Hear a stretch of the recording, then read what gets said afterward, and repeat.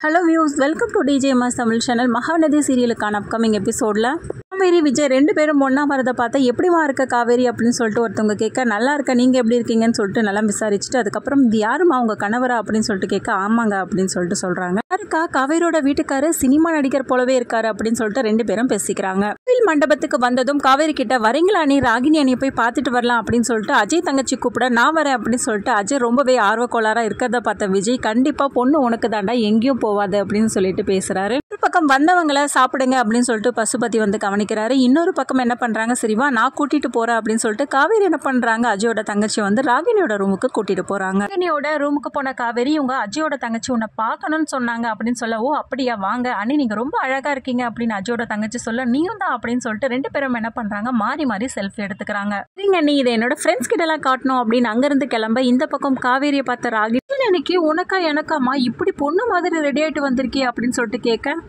வந்த பசுபதி காவேரியை பார்த்து, என்னம்மா நிச்சயதார்த்தத்தெல்லாம் நிறுத்த போற அப்படி இப்படின்னு ஏதோ கதெல்லாம் விட்டுட்டு இருந்தி, எங்க ஒன்னுத்தையும் காணோம் அப்படின்னு சொல்லிட்டு பேச ஆரம்பிக்கிறாரு. 2 பேரையும் பார்த்த காவேரி சிரிச்சுக்கிட்டே, இன்னும் கொஞ்ச நேரம் தான், ஒரு பெரிய என்டர்டைன்மெண்ட்டே காத்துட்டு இருக்கு உங்களுக்கு அப்படின்னு சொல்றாங்க. சொல்லிட்டு காவேரி அங்கிருந்து கிளம்ப, ராகினி என்னப்பா இவ ஒரு மார்க்கமா சுத்திட்டு இருக்கா, எனக்கு ஒன்றும் புரியலையே அப்படின்னு சொல்லிட்டு சொல்ல, இல்லம்மா அந்த நிச்சயதார்த்தம் நடக்க போதில்ல, அந்த இதுல ஏதோ பேசிட்டு இருக்கா, விடுமா அப்படின்னு சொல்லிட்டு பசுபதியும் சொல்றாரு. விஜய் பார்த்த காவேரி, ராகினி அந்த ரூம்ல தான் இருக்கா, அங்கிருந்து போய் பாரு அப்படின்னு சொல்லிட்டு கிளப்பி விட, காவேரி நம்ம 2 பேரும் சேர்ந்து செல்ஃபி எடுத்துக்கலாம் அப்படின்னு சொல்லிட்டு விஜயும் பாத்தீங்கன்னா 2 பேரும் செல்ஃபி எடுத்துக்கிறாங்க. அன்பரசு பசுபதி 2 பேருமே காண்டாகி போக, இந்த பக்கம் தாத்தா வந்து ஸ்மைலிங் ஃபேஸோட பாக்குறாரு. இன்னொருத்தவங்க வந்து பேசிக்கிறாங்க, பாரு இவதான் மூத்த மருமவளா, இவ்வளவு நகை போட்டிருக்கா பாரு அப்படின்னு சொல்லிட்டு பேசதை கேட்ட விஜய், காவேரி இதை கேட்க ஒரு மாதிரி கெத்தா இருக்குல்ல அப்படின்னு சொல்லிட்டு விஜய் சொல்றதை கேட்ட காவேரி, இதுக்காக தானே எனக்கு நகை வாங்கி கொடுத்தீங்க அப்படின்னு சொல்றாங்க.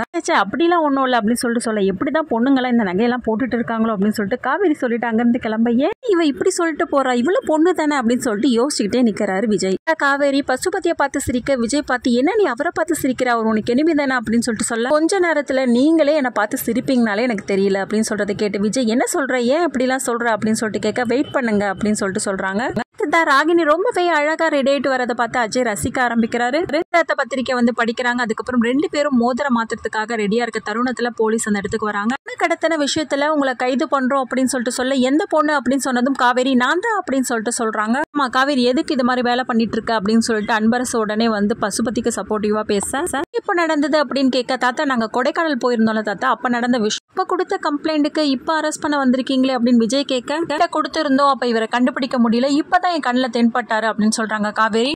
தான் திரும்பவும் இவர் மேல நான் கம்ப்ளைண்ட் கொடுத்திருக்கேன் அப்படின்னு சொல்றாங்க. என்ன கடத்தினது மட்டும் இல்லாம என்ன எவ்வளவு சித்திரவதை பண்ணாரு தெரியுமா அப்படின்னு சொல்றாங்க. இது இவ சொல்றதெல்லாம் உண்மையா அப்படின்னு பாட்டி கேட்க, அம்மா பாட்டி கடத்தினது உண்மைதான் அப்படின்னு சொல்லிட்டு விஜய் சொல்றாரு. வச்சு கழுத்தறுக்கிறது தான் உன் வேலையா அப்படின்னு சொல்லிட்டு அன்பரசு கேட்க, எங்க அப்பாவை நம்ப வச்சு இவர் தானே கழுத்தறுத்தாரு, அன்னைக்கு எங்களுக்கு எப்படி இருந்திருக்கும் அப்படின்னு சொல்லிட்டு பழைய கதையெல்லாம் வந்து சொல்றாங்க காவேரி. ஒரு வார்த்தை சொல்லியிருந்தா இந்த பசுபதியை நான் வேற மாதிரி டீல் பண்ணியிருப்பேன் அப்படின்னு சொல்றது மட்டும் இல்லாம, தாத்தா சரி இப்ப கூட்டிட்டு போங்க அப்படின்னு சொல்றாரு பசுபதியை.